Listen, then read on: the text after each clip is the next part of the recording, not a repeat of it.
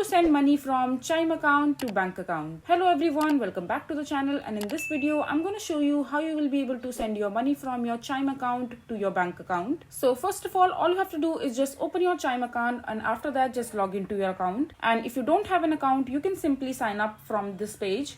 Just click on sign up and enter your email address, and once you are logged in, then on the home screen you will be able to see the option called move money. So you just have to tap on the move money icon, and after that just click on transfer, and then just add an external account like your bank account, and then you have to enter your bank account number and the routing number that you have on the bank account that you want to transfer the money. And once you enter your bank account number and your routing number, then just simply click on next, and on the next page you have to enter the amount that you want to transfer and withdraw from your Chime account, and then just tap on next. And this way you will be able to send your money from your Chime account to your bank account. I hope you find this video to be helpful. So that is it for this video. If you find this video to be helpful, make sure to hit that like button and don't forget to subscribe to our channel for more such informative videos, and I'll see you the next time.